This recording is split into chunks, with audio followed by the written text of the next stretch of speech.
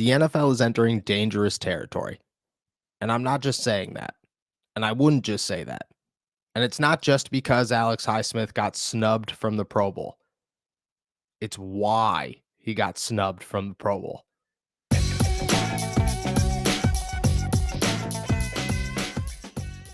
What's going on, everybody? I'm Noah Strackbine. Thank you for jumping on to Steelers to Go, your daily to-go cup of Pittsburgh Steelers news and analysis. Find us on youtube.com/all Steelers talk or anywhere you get your podcast. And today, I'm going to be really straightforward.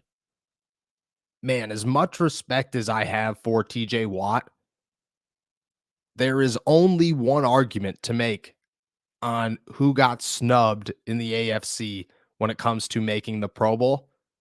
And that's because the guy that made it shouldn't have, and the guy that didn't should have. And they play on the same team. Alex Highsmith has had a career season, 11 sacks, has been the dominant force for the Pittsburgh Steelers since day one. I mean, people seem to forget that the dude started the season with a 3-sack game in Cincinnati.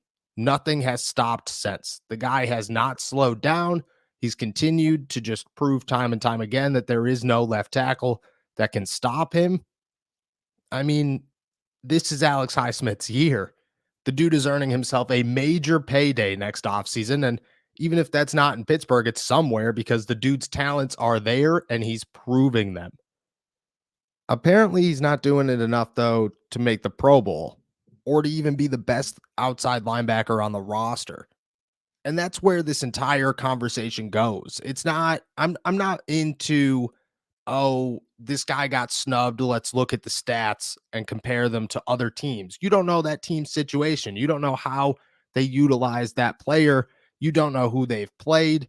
There is a million reasons why stats are a skirred excuse, I guess, or an argument to why a player should or should not have made the Pro Bowl over somebody else. But in this case, it is plain and simple. They're on the same team. They're utilized the same way. And the biggest difference is not the fact that TJ Watt has 4 sacks and Alex Highsmith has 11, or that Alex Highsmith leads the NFL in forced fumbles. It's the fact that TJ Watt has played 7 games and Alex Highsmith has played all 15 of them, 14 of them. It takes you back to the NBA. As a kid growing up, I was a huge Allen Iverson fan. That was my dude. I wore the number 3 jersey everywhere I went. I wasn't even a Philadelphia 76ers fan. I grew up a Phoenix Suns fan. Don't know how that happened. I was just a big Shaq guy, and at the time, Shaq was in Phoenix. Then I fell in love with Steve Nash, Amari Stoudemire, Sean Marion, the whole nine. Big Phoenix Suns fan. But nobody, and I mean nobody, held a place in my heart like AI did. And I rooted for that guy every single year. I was a bigger AI fan than I was a Phoenix Suns fan. If they ever met in the finals for some crazy, oh my gosh, the universe has my back this season type of coincidence, I would have the hardest time in the world rooting against AI. But what I remember about AI now is the fact that no matter what, no matter how old this guy got, no matter what team he was on, no matter, how deep into his career or how many times he left and came back or whatever the situation, he was always, and I mean always, making the All-Star game. And I knew that for fact. You want to know why? Because the NBA All-Star game is a popularity contest. And nobody in the NBA, I take that back. Few in the NBA had the popularity of Allen Iverson. Few in the NBA had the love from the fans like Allen Iverson. And it was just guaranteed. That guy's making the Pro Bowl or that guy's making the All-Star game. It's happening every single year. Kobe Bryant's final couple of seasons, he was even very open about that. I shouldn't have made the All-Star game, but I did. Every year he did. I mean, the last Kobe Bryant versus LeBron James where Drake ruined the photo, that moment should have never happened. Do you want to know why? Because Kobe Bryant shouldn't have been in that All-Star game, and I think everybody can admit that. But that's what it is. It's a respect thing. This guy's going to make it because it's just respect. And I don't disagree with that argument. That's the biggest thing here. Is I think guys do deserve their flowers, especially later in their careers. If you believe that that guy is still playing at a high enough level where you're like, you know what, like he still is the face of that team, he deserves to make his way to an all-star game, to a Pro Bowl. I get it. You know, my dad, biggest Denver Broncos fan to ever walk through Pennsylvania. Don't know how that happened. But the guy adored Champ Bailey, adored Champ Bailey. And I remember Champ Bailey late in his career wasn't really there, you know, like Champ Bailey didn't really have it anymore. But he still made the Pro Bowl almost every year consecutively towards the end of his career. And my dad always used to say, sometimes you got to give the old guys respect. You know, you got to get them in there because they deserve to be there. And I don't dislike that argument. I think that guys put their heart and soul into this career, into this sport, into whatever sport they play. And if at the end of the tunnel, guys want to pay their tribute and pay some respect to these big names, yeah, 100%. I get it. I'm about it. I'm all about respect. But TJ Watt is not at the end of his career. TJ Watt is nowhere near the end of his career. I mean, the guy's 28 years old and just turned 28 years old. He's coming off a Defensive Player of the Year, his first one. And look at, if the Watt lineage shows me anything, he's going to be in line for at least another one. It's so early for this guy. And he's getting treated like royalty, and he is royalty in the NFL. He 100% is royalty in the NFL. There are few. I can name one player in the NFL who is more dominant when healthy, when on the field, than TJ Watt, and that's Aaron Donald. But besides that, I mean, this guy is not in a position where, oh, he deserves his flowers out of straight respect and he has to make the Pro Bowl. He doesn't have to make the Pro Bowl. I think we can all acknowledge that if you play 7 games because you tore your pec, I get that those 7 games have been great. I mean, phenomenal. The dude's come up with 4 interceptions and 4 sacks and 2 interceptions. And those 2 interceptions are more unbelievable than the sacks. But still, the guy across from him who's been putting up these numbers all season, that's the guy who should have been in the Pro Bowl. That's the guy who deserved to have his recognition because that guy's been grinding all season long. It's been a breakout year for him. He's putting up the numbers. He's a strong contributor to this defense. At one point, he was the only contributor to this defense, it felt like. And it's not like this is a fluke. I think that Alex Highsmith would have less of an argument for him if TJ Watt played all season.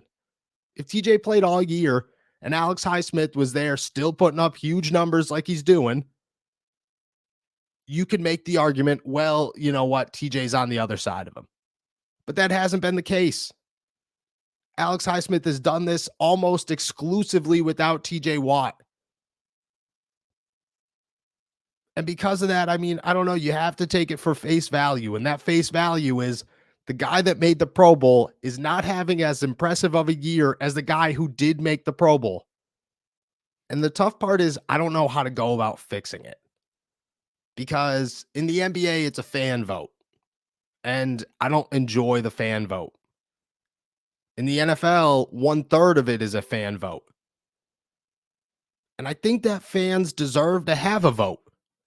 I think that they deserve to be able to send anybody they'd like to the Pro Bowl because that guy deserves to be there.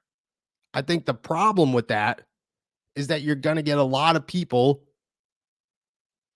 who are sending in TJ Watt votes instead of Alex Highsmith votes because they know who TJ Watt is.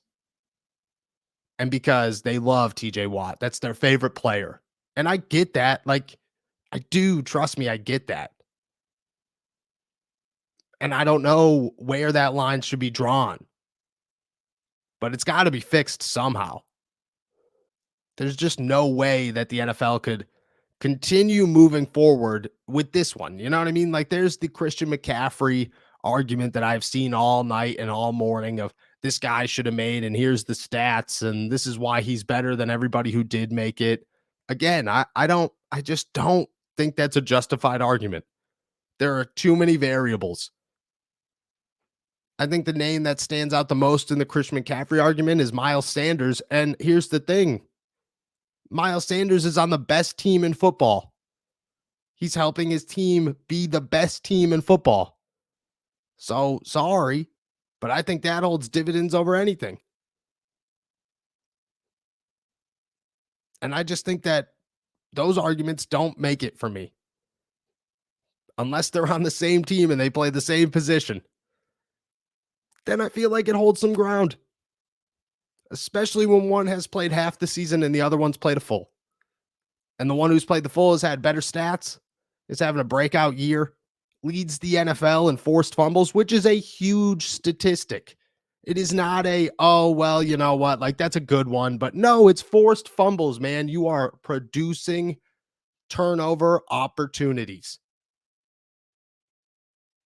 more than anybody else in the NFL.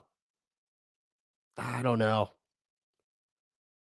I don't know how to fix it. I don't know where you go from here. I don't know what you do to adjust the situation or if you lower the fan vote count. You know what I mean? Like right now it's 1/3. Maybe you lessen that. Maybe you find a way to make that less significant. And I don't know how you make that less significant, but that's not my pay scale. That's not my job. I think the NFL needs to find a way because fans do deserve a vote and they do deserve to give their input into this situation. They are the life and blood of the NFL, 100%. But the league's got to also acknowledge when guys like TJ Watt shouldn't make the Pro Bowl over Alex Highsmith because you're entering dangerous NBA All-Star game territory where nobody watches. I take that back. I watch the NBA All-Star game more than any of them. But nobody, the respect isn't there. It's not like, oh, good for him, man. He made an all-star game. There used to be something there with a Pro Bowl. You'd talk to guys and be like, yeah, I'm really hunting for a Pro Bowl. I remember Bud Dupree's big year. He told me time and time again, man, like, this is the year. I think I'm going to make a Pro Bowl. This is the year. I think I'm going to make a Pro Bowl. And I thought that was the same with Alex Highsmith this season. This was his year. And now it's just got an asterisk there, and it makes people feel uncomfortable. I don't know. Dangerous territory for the NFL. Something they do need to fix 100%. And a clear as day argument that Alex Highsmith should have made it over TJ Watt. And again, not taking anything away from TJ Watt. I'm not trying to downplay who TJ Watt is or the impact he's had in the short amount of time that he's played this season. Just laying it out as facts. You don't want to become the league where AI is playing for the Grizzlies, barely doing anything, and he's playing in the All-Star game every single season. Because at that point, why are you even trying? Where are the incentives? How do you put incentives into place for guys to make the Pro Bowl when it's just a popularity contest? I don't know. The NFL's got to fix it somehow.